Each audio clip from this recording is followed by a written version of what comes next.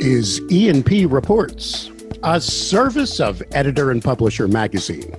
Since 1884, the authoritative voice of news publishing. And a warm welcome from Tampa Bay, Florida. I'm Mike Blinder, publisher of E&P Magazine. Quick housekeeping, if you're enjoying our video podcasts, E&P Reports, by all means, please subscribe to the audio channel, the podcast channel you're listening to now. If you're watching it via YouTube, I urge you to click below to the subscribe button and then hit that little bell next to it, which is for alerts, and you'll be kept up to date each and every time we post another edition of E&P Reports. Which brings you to this segment's topic, a company called Talking Glass Media.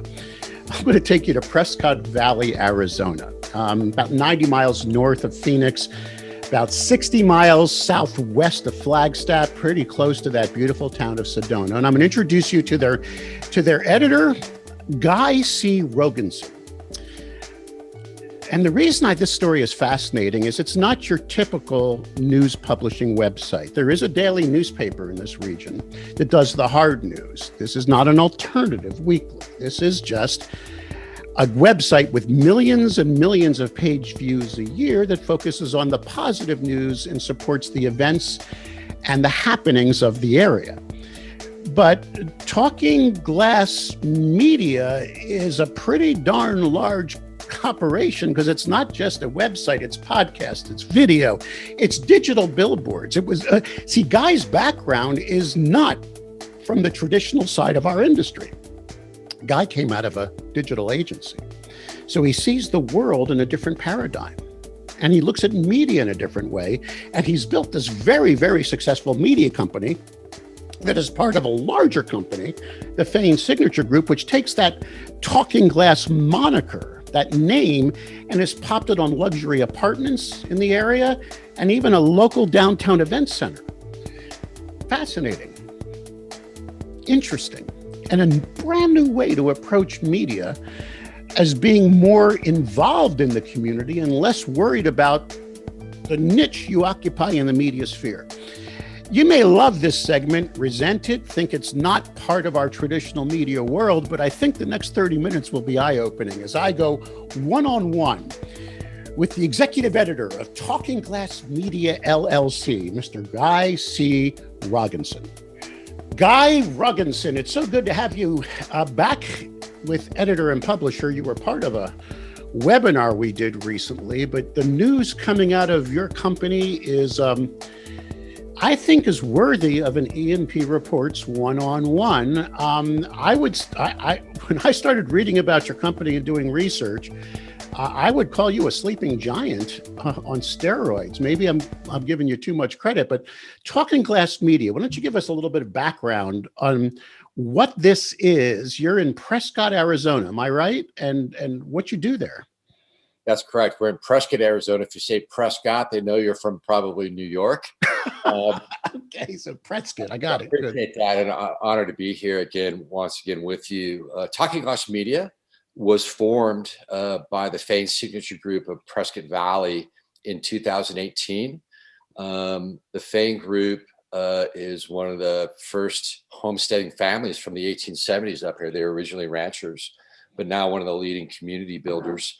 And to be quite honest about it, we were just kind of fed up with the negativity in the media and all the fantastic things that were happening in Prescott Valley, Arizona, and decided to create an all good news website. So our first publishing platform, if you will, was signalsaz.com, which is you originally, how you found me through our hometown.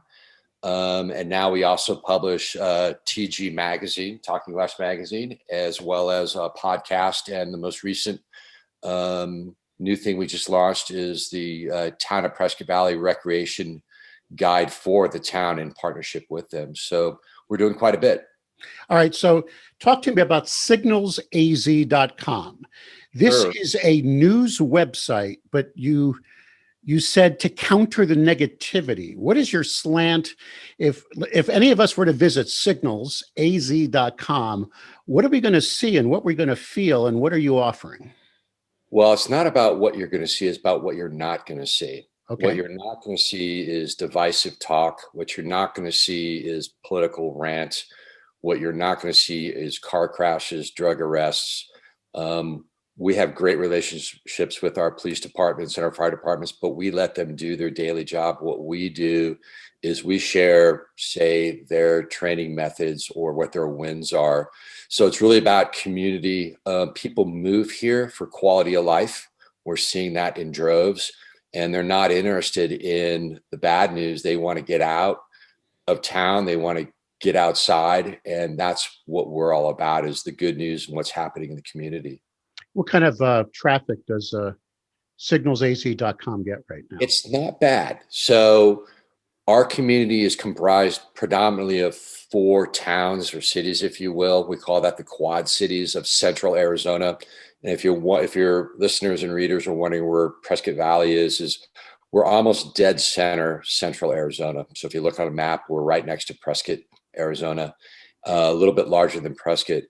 Um, and we do our region in Yavapai County is comprised of about 250,000 people, and we do a little over 3.9 million page views a year. That was in 2020. We're tracking to do 4.2 to 5 million page views this year. So for a little town or a little area of 250,000 people, and we have a reach throughout the state and country for that matter, we're doing pretty good. Before we explore the rest of Talking Glass Media, I want to stay on Signals AZ because that is you would consider that your local daily updated news product. Am I right? This is a Hyper local daily good news product reaching throughout the state. is there an email push? How often do you do it? We have a newsletter, if that's what you're referring to. So our weekly newsletter is integrated with our web platform that is provided to us by Our Hometown, which we love. Mm-hmm. And so it makes it very easy for us to push out the top news stories and, most importantly, events. We're a big events community, getting outside because our natural setting here is beautiful.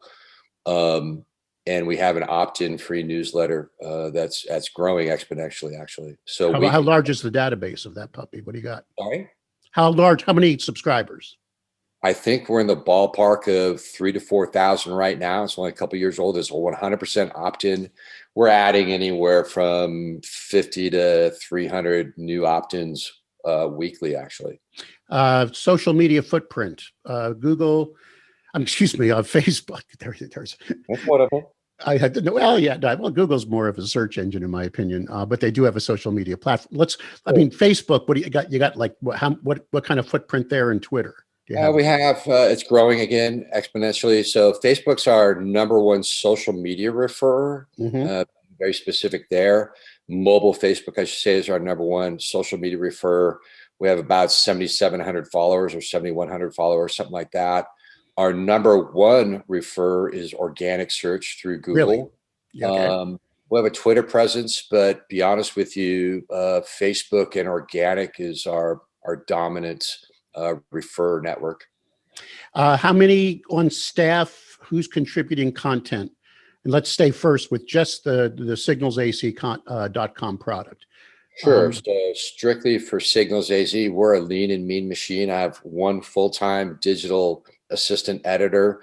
We have one contract social media director, myself, two salespeople, including myself. And that's about it from the Signal side. Well, who's the content itself? Do you have any contributing writers, or you just generate it all? Of course. Yeah, absolutely. So, most of our columns are contributors, whether that's Ken Lane, who's really well known up here in Central Arizona for Waters Garden Center, to our This Day in History column, as you know, and others. So we have multiple contributors. All right. So revenue, all ad based. That's where you're making your money. No. So my history and my background is in digital marketing and has been for over 10 years. So I was kind of a built-in ad agency when I came on board, and always have been. I never looked at us as a single platform. I was brought on board to spread good news, and there's multiple platforms to leverage. And so that's what we've been building for the past 3 years. Our anniversary actually was March 1st. We've only been doing this 3 years. We're garnering over 4 million page views annually. And we have signalsaz.com. We have our magazine, our printed rec guide, and all our social media. So we provide a host of services. If you go to talkingglass.media, we're basically an ad agency that happens to own the leading publishing platforms in the region. I got to ask this question, and I know from what I've researched that you're very, very advanced in providing digital services to local businesses. You're even doing digital billboards, right, in downtown Prescott. I mean, you've got everything going, and you offer a wide suite of services. So I gotta ask this question: if you were to shut down signalsaz.com, would it hurt your revenue? I mean, why put all that effort by maintaining a website that's putting out great news, good news as you call it, or whatever? Is that part of just the overall brand that makes it easier to bring in some of these deals? I mean, tell me the philosophy and why it's. Go ahead. Great question. So we're fortunate to have an amazing parent company in the Fain Signature Group. Okay. And they basically seeded the town. Bill Fain found the town in 1960, and there was nothing here. And in one man's lifetime, it is now larger than one of the most famous towns in the Southwest. That's Prescott, Arizona. And so we had some billboards and we had some existing infrastructure to lean on to grow Talking Glass Media.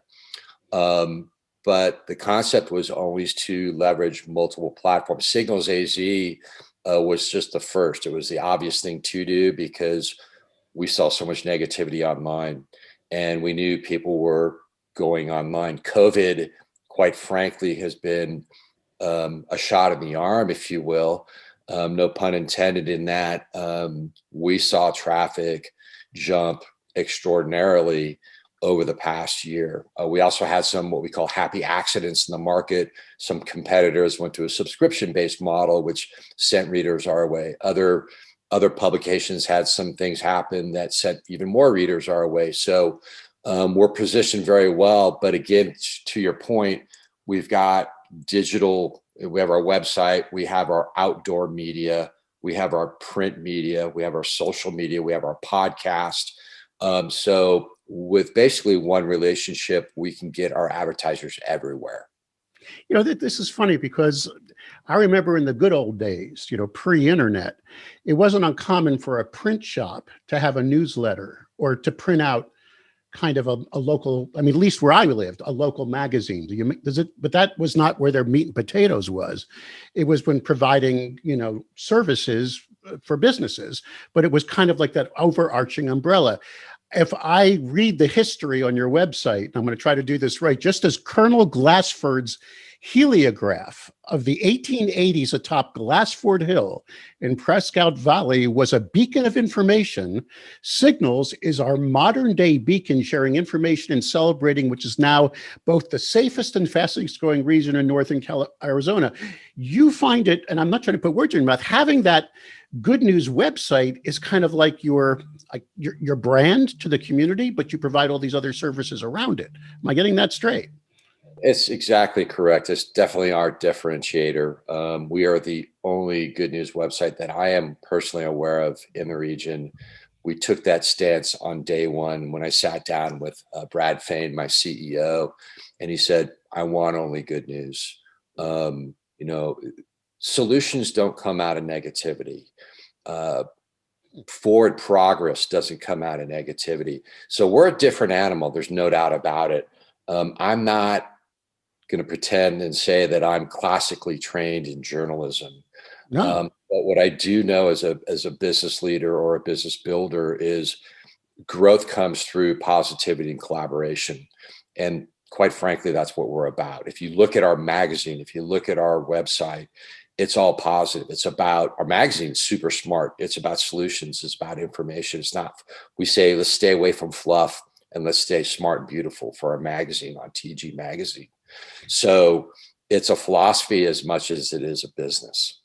Well, let's dive into some of that, because right now there's likely a hard news journalistic editor schooled with a degree, going through all the courses and classes, reads Neiman, attends Pointer workshops, who's now screaming as he's on the treadmill listening to this, "You're not a journalist. You're not a journalist. You're a propaganda person." Let's explore this a little bit more. And I love, this is great, because you do publish two magazines. One's called TG. I assume that TG is Talking Glass, right? Yep. So you used your own brand on the magazine, but then you have Prescott Valley. But in that headline, I'm looking at it right now. I mean, because I did a lot of research. I have a copy of the cover. It's Prescott Valley, and then you have Talking Glass magazine. So you're really pushing this TG brand. Am I right in the products that you're putting out? It's who we are. So whether it's New York Post pushing who they are, or if it's the Los Angeles Times pushing, this is who we are. And I love the conversation about the hardline journalists, that they can come work with us anytime they want. I respect what they do. We choose simply to do something different. We're not throwing a slant or any shade to our cohorts that are in the legacy or the traditional news business. We're simply choosing not to publish stuff like rapes, murders, and drug arrests. Our people and our readers up here want to know what's going on for events. This is a highly connected community, and that's a big part of it. If they want to get what's going on, other things in the world, where there's car crashes, they can go somewhere else than they do. We analyze where they come from and where they go when they come on our site, when they leave. Right. And those news sites are very important. But having labels for news sites now is difficult. I mean, because I should say, the team here, when I inherited EMP about a year and a half ago, I took on this thing called the data book, where we were, this Bible that gets printed for the last 80 years that supposedly puts every single print publication or news publication into categories, a weekly versus a daily versus an alternative. I got a newspaper here, a traditional newspaper in Tampa Bay that considers itself a daily newspaper, only publishes twice a week now. Do you follow? But it has a flip version that they throw online. Sure. You could be an alternative weekly, because alternatives tend to not do it bleeds, it leads. Do you follow? And they tend to be very event-based, bar-based, entertainment-based, where to go, what to do. And in an alternative publication, I always define it that the ads are just as valuable as the content. Do you follow? I mean, in the sense that, but you're not alternative in that sense. You're a website that grows by leaps and bounds, that's very event-based. Do you lean left or right with any of your news, any of your coverage? Ooh, good question. Good question. So we just went through that exercise. We had some very candid discussions about politics, because we had a big election come up here. As you know, Arizona is historically very, very conservative and right-leaning, if you guys will. And that's changing, as is our entire country, right? There's a lot of debate. We were going back and forth on whether to take political ads on this last political season. Yeah. Okay, let's do it. But if we take from one side, we have to take from all. And that was our philosophy. So did we take political ads last season? Yep. But we would take both sides. It doesn't matter. We're not a slate for any one party. What's interesting about that, though, is because we are objective, or we're very clear on only good news, the moment we put up our first paid advertisement for a candidate, we had advertisers that were voicing some very strong opinions because they thought we were taking a stance. The reality is we only had a few candidates. Again, it's a small town, so there's only a few candidates. But we had a few candidates advertise with us, and they were all from one party. None of the other people from the other parties contacted us. And so I got to ask, and I'm sorry, was it Democrat or Republican? What's that? Which party was that? Republicans. Seriously, the Good News site, and you got the Republican-backed dollars. They advertised with you. Interesting. Right. And that was on the site as well as in the magazines as well? Magazine, no, because the magazine really wasn't in existence during that political period, if you will. Now we have another cycle coming up for our town council, for Prescott City Council. And so it's going to be interesting to see, because is some interest in both our magazine and our website. What I was getting to, though, was, since only one side of the fence, if you will, and I'm not political, so I don't speak the regular jargon. Because one side of the fence advertised with us, we had advertisers complaining that we were taking sides when they were clearly marked paid placement, sponsored by. So it's what we came up with is, this may be too sensitive of an issue, and maybe we stay away from political ads because it's temporary revenue. It's not that much. We're still kind of going through it because of the heat we took, because it's a very emotional time on all fronts. So it was a very interesting learning experience for us. And here we are completely objective. We are completely in the middle, and we're really more about events and what's going on in the community. So it's a challenging to say, do we take more political ads? We're still juggling with that. All right, but let's get back to Talking Glass Media. Sure. And your parent corporation. You call yourselves the Lonesome Valley. Am I right, sir? Do I have that correct? There are a lot of nicknames or other names for this area. So Lonesome Valley, Jackass Flats, Prescott Valley. This area was originally homesteaded by the Fain family, my parent group, in the 1870s, actually the Camp Verde area. Then eventually moved here in the Prescott Valley area, and they were ranchers. And they started the Rafter 11 Ranch, which was one of the largest ranches in Arizona at the time. Then, of course, the Depression happened, and like all ranches and businesses, there was some withdrawal in size. But that ranch remains in business still today. Rafter 11 is right off of Fain Road and Highway 69. They still raise cattle. And so that's a big part of this region's history, as well as my own company's history. But it also, here on your website, says that in the entertainment district of the town is the Talking Glass Civic Center. Is that your property? It's been going through some iterations. The town center used to be Rafter 11 Ranch. So that actually are billboards that we just refurbished, two of them, both on the highway and on Glassford Hill, have Rafter 11 on them. And they're actually, the areas basically kind of rebranded Rafter 11. The entertainment district, the town center, again, goes back to that history in the 1870s when Colonel Glassford was a part of that heliograph network. For people that don't know what a heliograph is, basically is a mirror on a tripod, and they used Morse code to communicate between regions. So they'd put them on hilltops. Right. And that's where kind of Talking Glass came from.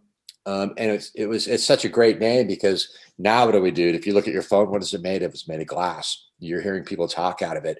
Your computer's got a glass screen. So that's kind of where Talking Glass came from. I'm paraphrasing. There was a lot of debate on brand development there. But so we got Talking Glass Media and TG. But you also have Talking Glass Apartments. You sell your company owns luxury apartments as well. You're so embedded in this community with so many different. That's correct. But all under. Go ahead. Homestead Talking Glass is a 214 unit luxury apartment complex, the first multifamily in downtown Prescott Valley. Highly successful. Nobody said it would fill up out here because of the rates, and it's 98% full. The group does everything for commercial, industrial, residential development, as well as land lease, build to suit is what we do. But it's important. My ownership thought, the Fain family thought, that if we're building a community, we need to build a community online as well and share all the good news that is happening. And it makes complete sense. What we're doing online is no different than what we're doing on land. I love that. I'm putting my own personal slant into it, but I love that, what we're doing online is the same thing we're doing on land. So one of the theories that's blossoming in how to build the perfect media company is, don't think of yourself as a media company, but think of yourself as a solution provider to your community. In other words, don't just cite a problem, build the committee that solves it. Do you follow what this comes out of the Ken Doctor philosophies. Don't say there's a housing crisis, build the houses. You know what I mean? Get into the community as part of it. So it's not just an information provider, but you're embedded within the community. That might be the future model. You guys are you guys are the community in a lot of ways. But there is a competing daily newspaper. Am I correct? Of course, that's good. Okay, good. And they are, what's it called? The legacy, longest standing newspaper up here that I'm aware of is the Daily Courier. Okay. That was originally print, and they've been around for quite a long time. And they also have a digital presence, and they're a subscriber-based publication. So in order to read their stuff online, you have to be a subscriber. There's no local television news outlet, correct? There's an outfit called AZTV, if you will. They're cable, and then you have Sparklight, which I guess you could kind of say is a competitor from an advertising standpoint, but they're really a collaborator. They're an advertiser of ours. And then you have your affiliates, which are down in the larger markets, which is Phoenix, Arizona. But we know when your cable company is advertising with you, you must be doing something right. Sure. Okay, and then you have studios. And do you do video, or is it just podcasts in your studios?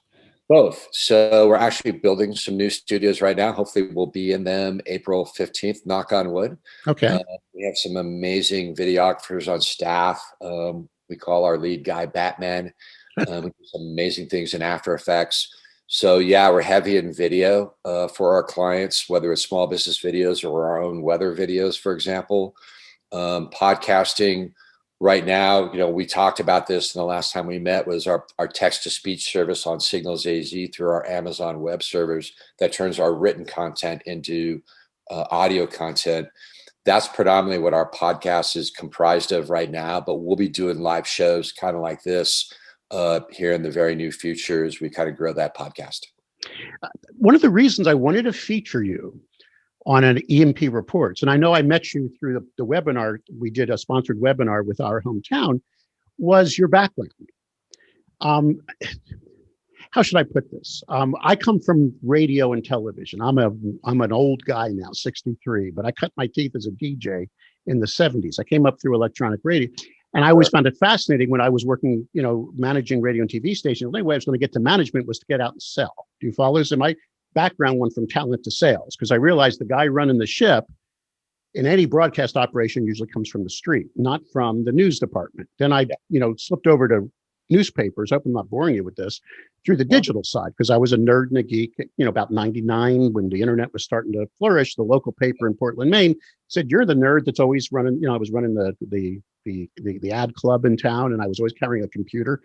So they suddenly put me in management to start a digital division for a newspaper. And I found it fascinating in newspapers. The guy at the helm usually came from editorial. Do you follow? Not the business side. Rarely was there an ad director promoted up, and then as digital grew, never from the digital side. You know what I mean? Right. Now that's shifted. I mean, massively. The guy running the Tampa Tribune down here is an old friend of mine who used to be at Morris Communications on the digital side. Now he's publisher. You follow? Things are shifting. You come from the digital agency side. Yep. You see where I'm going? Yep. And you entered the news publishing industry. Here's how we define news publishing at EMP. This is a news publisher has to craft content, find an audience for it, and monetize it. You follow? Yeah. That's it. I don't know if you do it through subscription, through crowdsource, or through advertising, but those are the three things. You're doing that, but when you're monetizing your environment, you're doing it in a holistic approach. And correct me if I'm wrong, and I'm going to shut up now, but I'm teeing you up for the question. Do you think your background at looking at the world through an agency aspect, you see the holistic form, has helped build this, if I can call it an empire? Do you see where I'm going? Right. Because you didn't come through the rigidity of our systems. No, I don't know the rules. Well, getting back to your nerd comment, maybe they meant when they said the meek shall inherit the earth is the nerds that shall inherit the earth. It is what it is, right? I think there's always a place for print. And in fact, that's why we created the magazine for the town and the rec guide. There's always a place for print, especially if it's hyper local. But the reality is people have gone online because it's easier. But you don't even think in terms of press versus online, you think in terms of the brand first, you not? I mean, just based on what I'm reading, when I read about you and I read about what the empire, I call it an empire because it's got so many tentacles to it, but Right. it always starts with, we are the Valley. Am I right? We are. It's centric. It's always centric and always goes back to Prescott Valley. Absolutely. Um, It but reminds me. Go why ahead. limit yourself? Again, from a digital agency side or just an agency side, because my digital agency did media buying for radio and print. But we started in digital back in the infancy. I saw that train come in when Facebook was launched. So there goes the democratization of media. It's Right. making it easy for the small business to do it. But I also knew that, well, yeah, you could do this yourself, but business owners are always going to be too busy to do it themselves, I hence agree. digital agencies, right? Um, I was actually to make it the long story short is I was approached by an existing digital news site here in town years ago to help them grow their business because they saw my digital agency growing. And they said, how do you do that? I'm like, well, go out and get advertisers. So they asked me to come on board and I became partners with another digital news site a while back. I was half owner of that. That partnership, for whatever reason, didn't work out. They're still in existence. And that's where I crossed paths with the Fane Signature Group, and the rest is history. But you're absolutely right. I came from the digital agency side. And so my mind wasn't, lack of a better term, confined to the legacy thought of editorial page column inches. It was really about how do we get all this information out to everyone in every which way, form, fashion, digital billboards, print, podcasts. Everyone consumes their information differently. And our job is to make sure that we provide those platforms to share that information. And like I've always said, is people don't want information, they expect it. They expect you to share it. And they expect you to share it on the forums that they like. So if they're a podcast fanatic, you better be there. And our last webinar with you is really a great one on podcasts and on that text-to-speech technology. So I appreciate that. That thought is, again, we don't look at ourselves in competition with anybody. We're looking at it as, this is our philosophy. This is the information that's out here, and here's how we're sharing it. I'm not looking at and comparing to legacy news sites or anything else. We just want to be us. Well, you see, you're not. I mean, there are some. Again, I'm assuming right now there are some publishers of you call it legacy. I would call it traditional, because some of these guys. Remember, it's not all print anymore. They're still, though, they're doing their job of, as you would say, the political stories and the if it bleeds, it leads. But in a way, it's a constitutional mandate that there's a free press. Absolutely. Offering that news to a community. The definition of a news desert is supposedly, when that doesn't exist, absolute power corrupts absolutely. Your school board could start doing weird things. Your sheriff could go off in a million directions. That's okay. You're saying that's fine.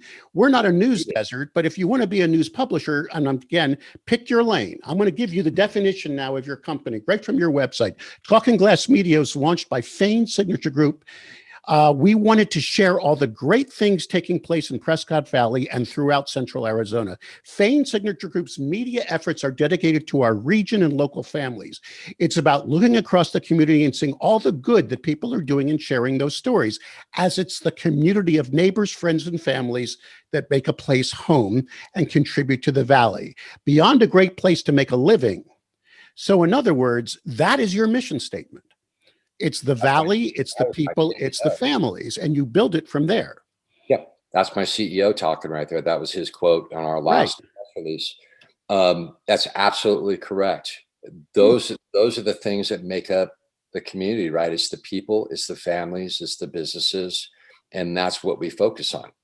So rather than saying I'm an alternative weekly, I'm a monthly glossy magazine, which is what we tend to do. We all get into these weird, I always say, you're not seeing the forest, you're not seeing the trees, you're just kind of lost, right? I'm this. I mean, define your mission first, right? I said news publishers. That's who reads, three things. And that's who we're going to benefit and help grow and prosper. I'm submitting to you that this may be a business model for the future if you got to find a lane. You see where I'm going? It already is, in the sense that we know hyper-local news is thriving. It is, but you're picking your lane. You're not saying I'm an alternative versus a daily versus weekly. I'm the Valley. We're going to build a building. Oh, we're going to do a podcast. We're going to help build, we're going to create and help support the businesses of the Valley. And so, in other words, monetizing the website is not your prime goal. You said it's. Well, let me back up a second. Be careful when you say that, because we're a for-profit company. Oh, I'm sure, but my division has to be profitable. Otherwise, my CFO and my CEO might change my title. So, monetization is very important, and to be self-sufficient is very important. But that's not our mission per se. Our mission here is to share the good things that are going on in our community and help build our community. Because quite honestly, if we help build our community, my competitors are doing better, our local businesses are doing better, our tenants are doing better, our city government's doing better, everyone's doing better. So if we can help all those people enjoy a good life, we're all doing better. I don't see a problem with that. TalkingGlass.media. I think everybody should visit this, at least to get a little bit of a jolt on finding your lane and doing. I always say that's number one first, right? Get the mission statement down. I'm going off on a tangent, please forgive me. But when my kid was really little, I took her on a Disney cruise, okay? Because we live here in Florida. And on a Disney cruise, one big Disney executive always attends and does a workshop. You know what I mean? It's interesting. And only like nerds like me who don't want to go to the spa, I went to it, right? And it's like 20 in the audience. This guy was a senior vice president, gets a free cruise, but he has to do a 2-hour speech. He said before they do anything at Disney, they write the story first. So even if it's a small little hot dog stand, right? This is the hot dog stand where the elves go to eat. You see where I'm going? And they write the story first, and then they're true to that story, even if it costs. Everybody has to build against the story. Do you follow my logic? Oh, I follow your logic, because the tagline of my original agency is "Everything is a story." Right. Well, again, this is where. So basically, you're right now. You're so far out of the box. It's scary. The box doesn't exist. Who knows what you guys are going to do next? You got digital billboards running. I love that. We call that, interactive out of home in my future, has got major growth. You're doing podcasts. You're about to do more video. You definitely have magazines. And I looked at the magazines. They're gorgeous. They're full of ads. You're just breaking every single rule. Or what did you say? There are no rules. I don't think we're breaking rules. I just think we're playing a different game. Come and join us. Everyone's welcome, even our competitors. TalkingGlass.media. Guy, you are your CEO of the company, right? No, that would be my boss. I am executive editor of Talking Glass Media. Executive editor. Interesting. I like that.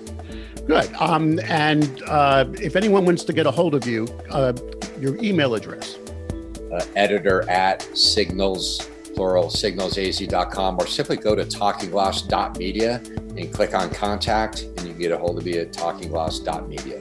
Excellent. And I know exactly where you are. One of my favorite places to visit is Sedona, and you're just a hop, skip, and a jump out there. Come on out. You can stay in the guest house. I've got 55 animals at my rescue ranch here, and you can visit the goats and the dogs and go to Sedona and drink some wine. Well, I'm saying is that if a publisher happens to find themselves between Phoenix and Flagstaff on I-17, they can come visit your operation, right, and learn a little bit more about what's going on in your great town. Come by the office anytime. We'll walk you through. There you go. Guy, an honor and a pleasure. You're definitely someone we got to keep our eyes on at ENP, because I love out of the box. I just think you're killing it. We appreciate you. All right. You take care and you stay healthy, sir. Thank you, sir. You too.